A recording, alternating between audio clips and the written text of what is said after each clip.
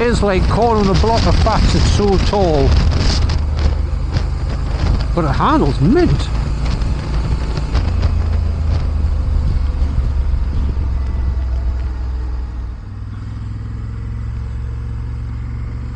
Hello and welcome back to Geordie Bike Tester, my little YouTube channel. This weekend I have borrowed an AfricaTwin.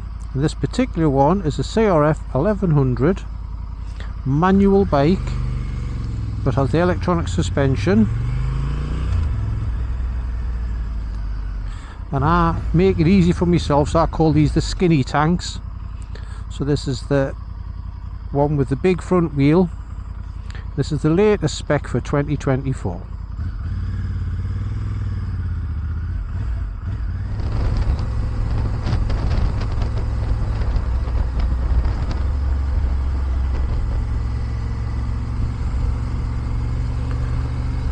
One of the good things about AfricaTwins is you don't have to pull over to change maps. So if I use the up and down keys on the switch gear on the left hand side, you can see it's scrolling through all the different power maps. Now, I don't know if you noticed, but if I keep the throttle open, you see the power's flashed till I throttle off. So that's what you've got to do. You can scroll through to your heart's content, but you have to throttle off to engage the map. And you may have noticed as I'm scrolling through, the suspension's flashing and the little helmet's flashing, because basically the different maps have got different suspension settings, so it's actually doing the suspension as I'm riding along.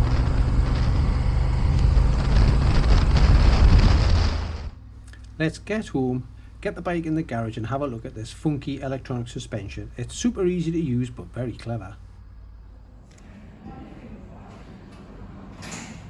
As I've said, this AfricaTwin has got electronic suspension, and as you can see, you've got a preload setting down there. Now if I put it in the touring mode, don't know if you can hear, but the motor's already whirring away, because on touring it's got suspension set on hard and one person. Now if you want to, you press enter and you see the traction control's gone blue. There's your wheelie control and there's your suspension. And to get to those positions, you just use these keys here. I'll try and get it in. So down one more, enter, and we're on suspension. And if you want to alter the preload, you use the sideways key. Now hopefully you can hear that. So that's the bike deciding it's got a rider and some luggage. And now we've got a rider and a pillion. Rider, pillion and luggage. And I can feel the bike moving up and down, and hopefully you can hear the little motors whirring away as it does its thing. So it's obviously calculating what's going on and working it out appropriately.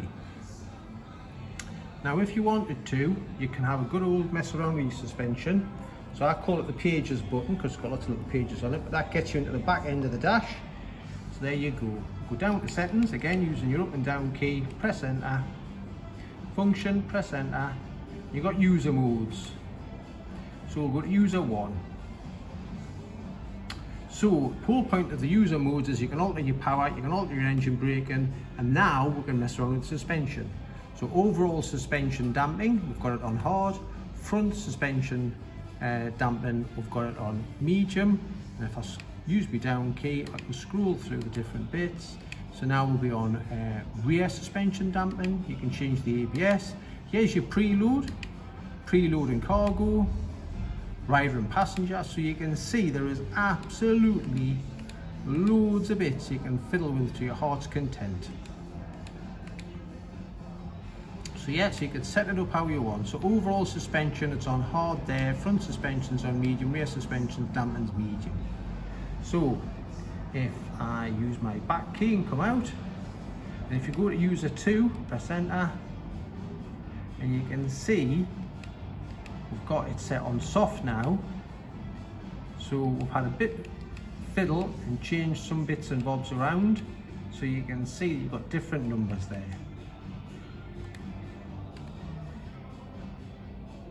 So we're in tour, and if I use the power map button, so again down key,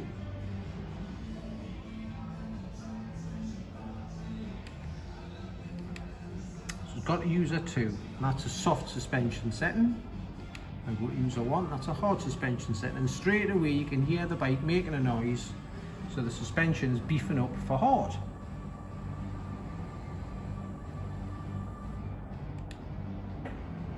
There it is going back the other way for soft, and you can actually feel the bike moving underneath you. So if you want to mess around with your suspension or the electronic suspension, it's super easy. It's all in the back end of the dash. While it's still nice and dry, let's get ourselves out on this AfricaTwin and see what we think.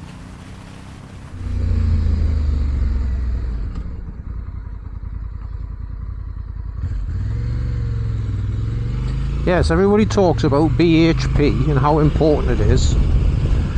Where when you're as tall as this bike is, it's like quartering a block of flats. So horsepower is not important because it's not going to be fast. So you need newton meters of torque, and this has got 112 newton meters of torque. That's a 7% increase from the 2023 bike. Now I run around on an NT quite a bit,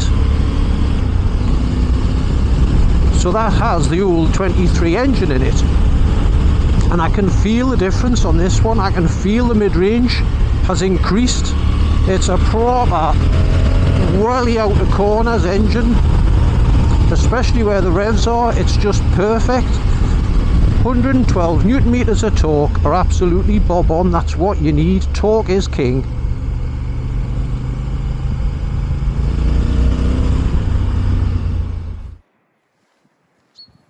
Let's have a little walk around this AfricaTwin while it's parked up, and we'll chat about the differences between the 2023 and the 2024. First bit they've changed is the wheels. You've now got tubeless wheels on the 24. You've got 7% more poke in the mid-range, and boy can you feel it. You've got a 5-way adjustable screen, same as the Adventure Sport. Use that little scissor action there. Needs 2 hands, you can't do it on the fly. And you've got heated grips fitted as standard. And this one is our demonstrator. So Honda's asked us to put some accessories on it. So you've got your engine bars at the bottom. You've got your extra wind deflectors there on the knuckle guards. You've got rally foot pegs. You've got the bonny little stickers which make a difference to the wheels. They look cool. There's some radiator guards in there. And there's also a quick shifter fitted, one of my favourite things. I love quick shifters, they're just a giggle. So yeah, that's what's fitted to this bike. Yes, as I said, I love quick shifters, and you'll soon see this one in action. As I'm rocking up through the gearbox, there'll be no back off in power, it's just bam bam bam. So let's have a listen.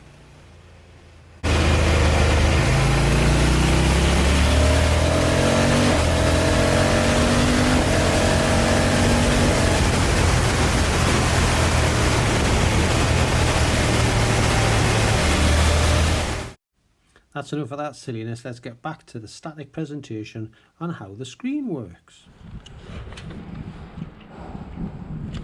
Now, one thing I mentioned in the walk round is your 5-way adjustable screen. Like I said, you can't do it on the move because you need 2 hands, and you open those scissors and you wiggle it down. So little arrows there show you where you've got it locked at. So that's, like I say, 5-way. That's it at the top, and that was the bottom one. And I found that the one that suited me was that one.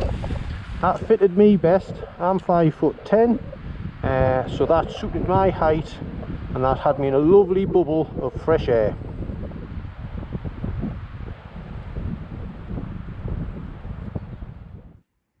Here we go with my sitting test. I come in, I'm 5'10" with a 32-inch inside leg, and I climb aboard the bike to get an idea of the dimensions.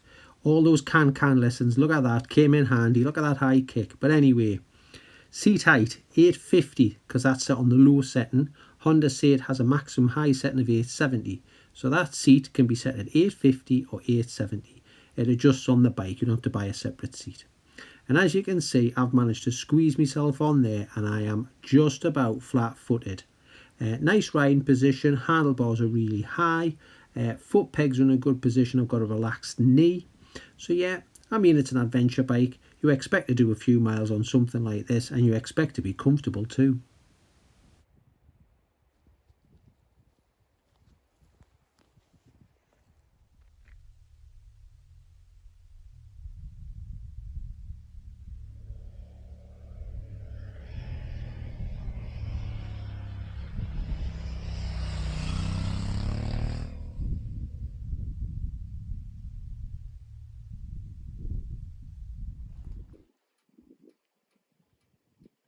While we're parked up in the countryside and it's so quiet, let's make loads of noise. Let's have a listen to the standard can on the AfricaTwin.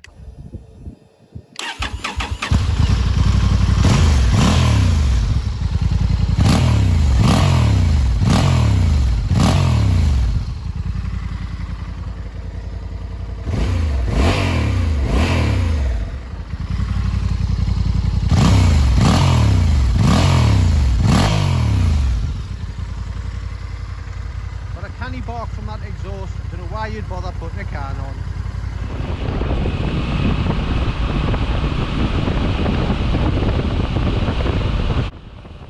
And don't forget, as standard AfricaTwins come with self-cancelling indicators. They've got cruise control, you've got emergency stop signals. When you pile the brakes on in an emergency situation, it flashes the indicators all around.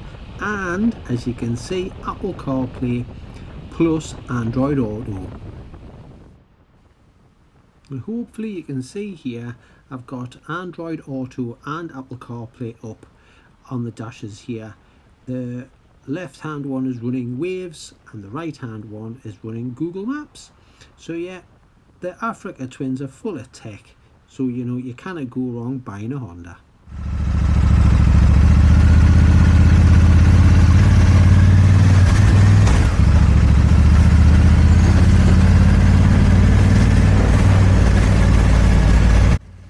Do hope you've liked this little bit of content. It's more of a refresh because the AfricaTwin's been out for a while, so I've tried to highlight the new bits on the 2024 bike.